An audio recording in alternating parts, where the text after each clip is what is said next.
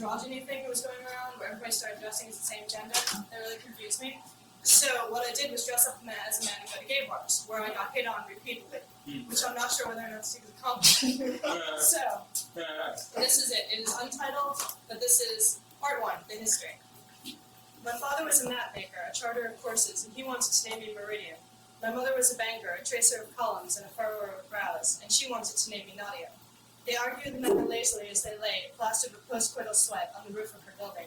There was no rush to the question. I was, as yet, hypothetical.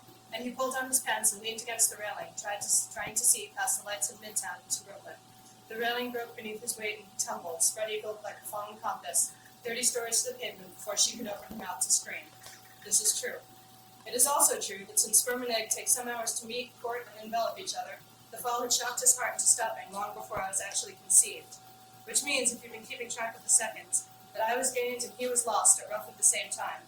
An eye for an eye and a tooth for a tooth, an even exchange. My eccentricity began with that starfish-like plunge for the pavement. No matter what may have happened to me later on in life, there is no forgetting that I was born of a fall from grace or off the wagon or in love. I was born in motion, and so I continued. Women are not built for falling, although they fall more often and more strongly. We have delicate bones and unstreamlined skin. I was exchanged for a man, and there lay the trouble. I should not have been born into a woman's body. I didn't understand that there was any difference between men and women until I was almost 7. Men were simply not a part of my life. There was my mother, and there was me, and there it stood. I thought the men I saw on the street were simply bigger and hairier women. But male and female, it appears, are not the only 2 options. There are those who are simply born into the wrong bodies. Some flutter back and forth between both. Some go under the surgeon's knife. Some squeeze themselves into clothing not meant for their shape. I opted to lead a double life. It seemed simpler that way. Disregarding both my parents, the dead and the more than living, I chose the name Reuben. According to the book I flipped through furtively in the public library, Reuben means behold a son in Hebrew. I like the feeling of rebirth in the biblical tone. I felt that by giving myself a name that had delineated others 2,000 years before me, I was not quite so alone. I was not quite so new. I lost nothing in my transformation because I never really understood femininity anyway. I don't understand the softness it cultivates, the games it plays, the complicated paths it weaves between point A and point B. I like life to be simple, as streamlined as a man's body running from neck to arm to hip to ankle. The light curve of my hips and the swelling of my breasts were a source of constant frustration to me, extraneous flesh that kept me from moving through the world swiftly, as swimming trunks will weigh down their wearer in a race. But a swimmer will roll trunks over his more streamlined breeds to slow him down in practice and force him to work that much harder. My body was a perfect drag suit to me, a sticky veneer of indecisiveness and feminine evasion over my hard masculine character.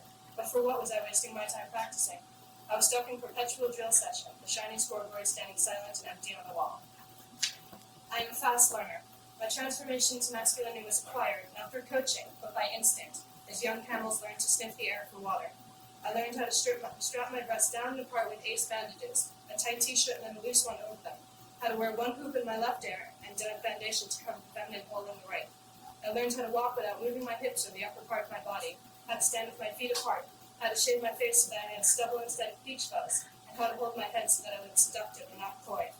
I postured in front of the mirror, feeling self-conscious even in solitude. I am not accustomed to self-examination. And I learned that looking male was more a matter of attitude than physical composition.